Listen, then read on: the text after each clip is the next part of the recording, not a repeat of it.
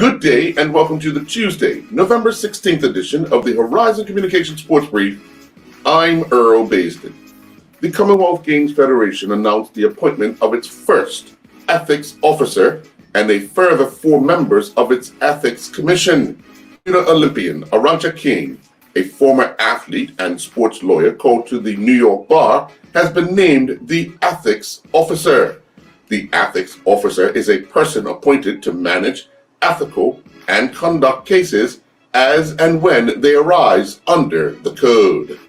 Now that the ICC Men's T20 World Cup Americas regional qualifiers in Antigua have concluded, IslandStats.com brings you the Bermuda players' stats for the tournament.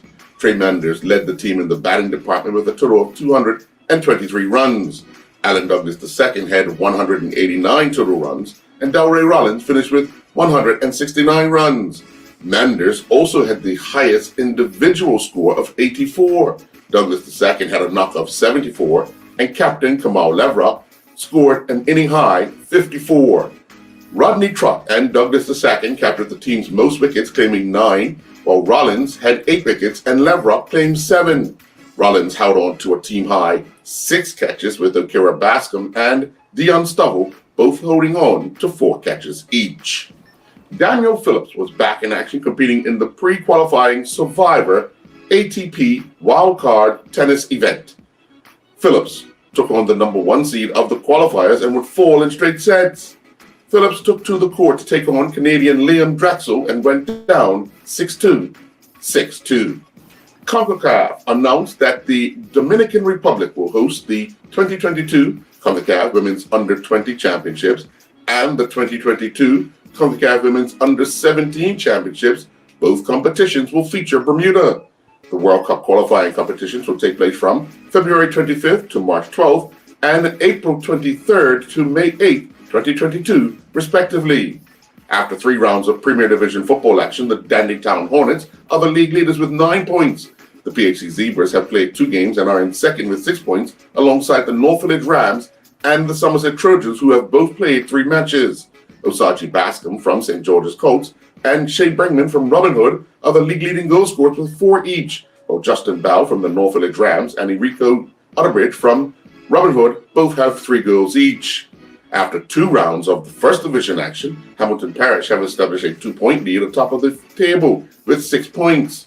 Island Rangers and Wolves both have 4 points, and the Boulevard Blazers have 3 points. Hamilton Parish's Jordan Utterbridge has once again set the pace in the goal-scoring department with 5. His teammate, Tajay Vouch, is in second with 4 goals, and 4 other players have scored twice. Nathan Trott was an unused substitute for AS Nancy in their 3-1 French Cup win over Union Lorraine.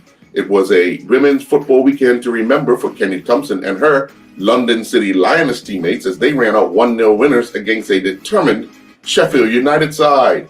Delia Eben and her Barrytown United ladies teammates went down 5-0 to reigning Welsh champions Swansea City ladies.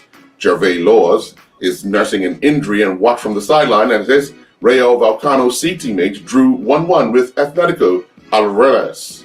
Brianna Mendez finished 5th overall in the New York Run Go Nuts for Donuts 5K.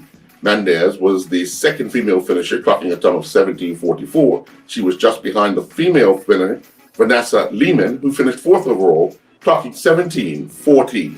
Flynn Watson Brown and his Baylor School swimming teammates concluded competing in the 2021 Southeast Martha Bass Invitational Swim Meet.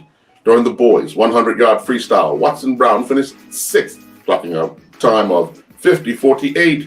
Watson Brown finished 15th, competing in the boys' 200-yard backstroke, clocking 2:17:13.